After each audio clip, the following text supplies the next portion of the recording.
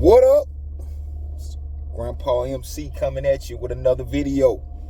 Like, subscribe, and share, and comment. Alright, man, I ain't done yet, man. This is gonna be LeBron and Common Sense, man. Welcome back. The more I be thinking about it, man, this is common sense to put it real simply, because you tell me, and this is for all my people that's like around 40 and above. You looked at Michael Jordan, and after Michael Jordan, you watched Kobe.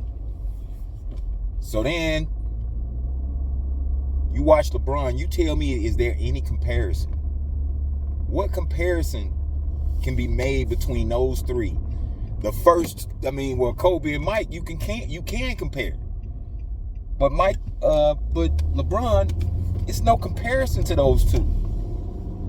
But the media is always trying to make the comparison between Michael Jordan and LeBron James. But somehow, some way, you got all these modern day basketball players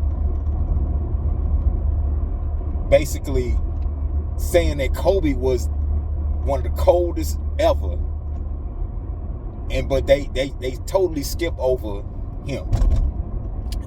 You know why?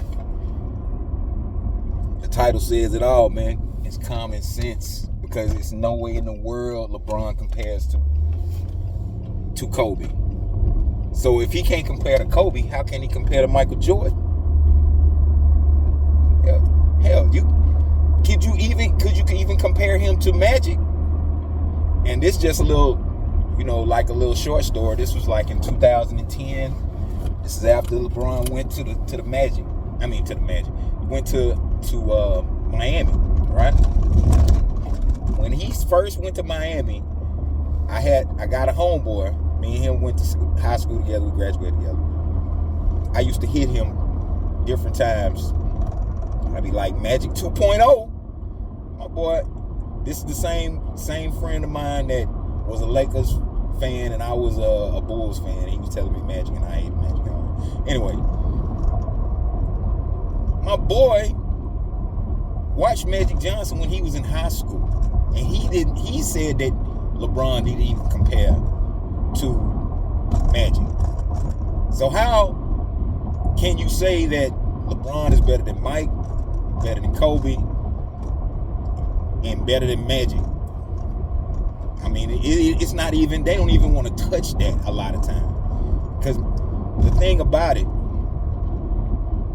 is that when Magic and Bird came into the league, they brought an air of teamwork, involving your team. Magic, well, not Magic, not so much as Magic,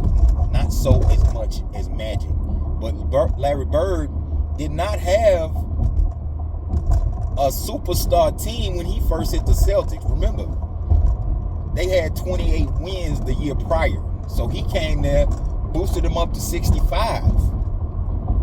That was nothing but complete teamwork. That was teamwork. Then you had Magic on the West Coast. Magic was the ultimate point guard, so that he reinforced team play. That was the era of Magic and Bird. That's the reason why a lot of people say, when they referring to previous eras, that era is the one that's brought out so much, because that was the era of teamwork.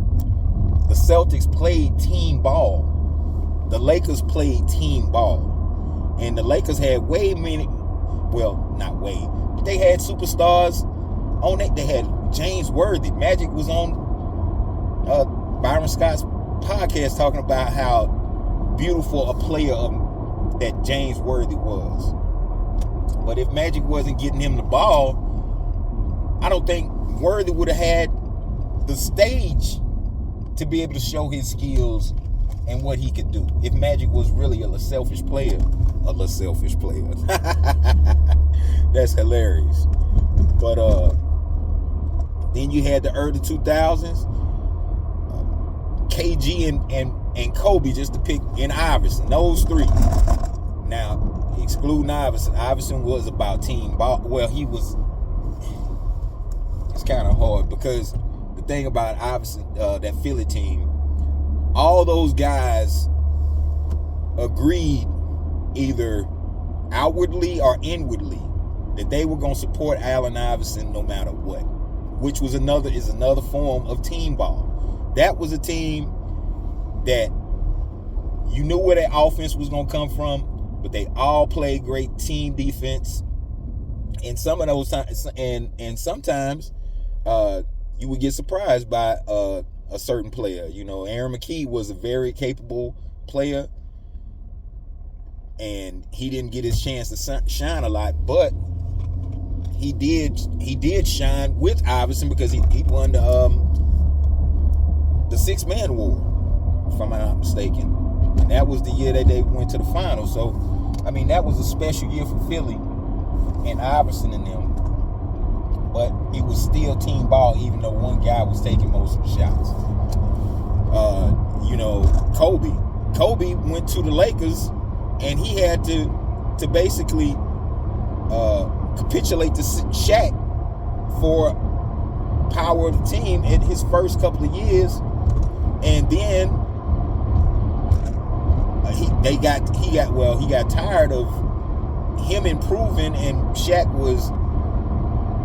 wasn't. He was getting worse, so Kobe, you know, separated himself. But that team that went to the finals, them 2 years in a row that after Shaq left, that was a team. It wasn't. I was looking at something on Instagram. They showed Ronnie Turiaf. I remember when Ronnie Turiaf was on the Lakers, like Ronnie Turiaf, Jordan Farmar, was it not Sasha Pavlovich, but it was a Sasha on their team, international type dude. He had Luke Walton. I mean, he had Paul Gasol, and then he had Bynum. But Bynum, the first trip to the finals, he couldn't make it because he got hurt. Unfortunately, Kobe went into his knee, but that's another story. But yeah, that was a team. KG, when KG was in Minnesota, he was the big ticket, but he galvanized his team, and they made it as far as they could. It wasn't on him that the next year, you know, it was time for Sprewell to get paid, and Sprewell was like, you know, contract they wasn't offering. That wasn't on KG. That was Sprewell's decision. Unfortunately for him, it didn't pan out. But the point I'm trying to make is that they say that this guy is he makes his team better. They don't even say that really too much anymore because he never has, and at this point he never will. And the sad thing about it is, if he did fall into the background, if he would fade into the background, it would be a lot better, because as proven these games that he sat out, the team plays a lot better because it's a lot better ball movement. So all this stuff is common sense. To tell the truth, it is the title of this video, but it's the truth. This stuff is common sense.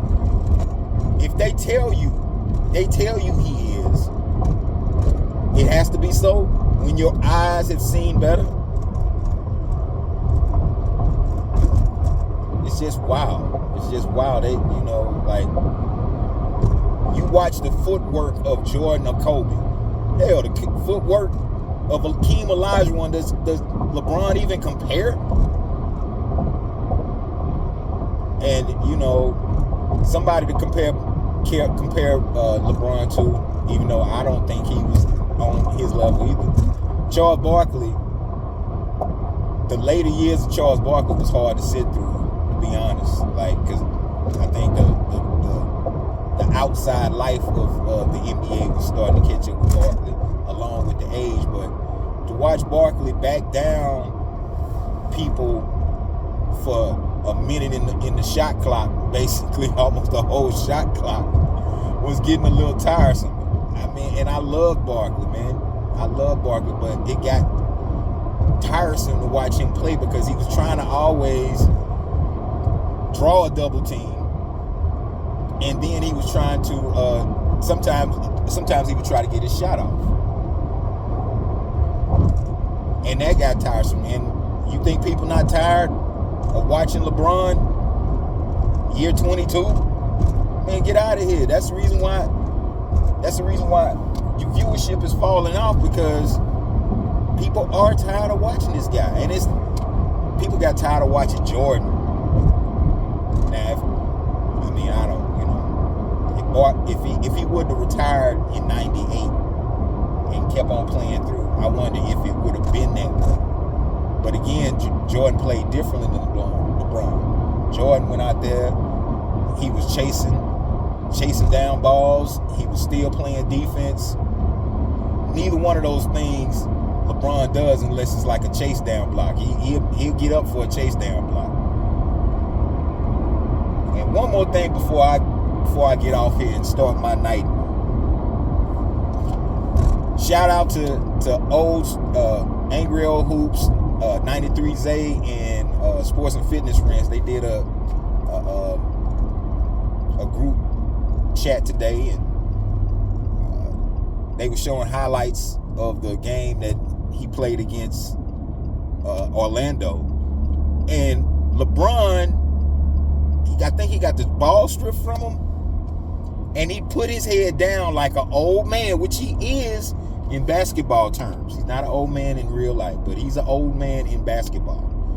He put his head down and started running it looked like a struggle. So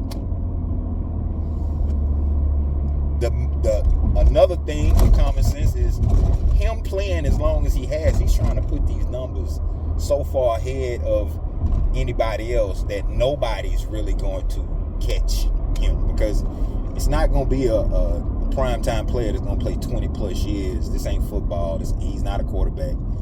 For whatever reason, he's able to still play, but he won't be another player of his caliber, of his status, because caliber is low, but of his status, that's going to play 20-something years. So now basically he's going to etch his name in every record for basketball, and ain't nobody going to care. Believe that. So it's the Grandpa MC signing off. Get back here, chick. Another one.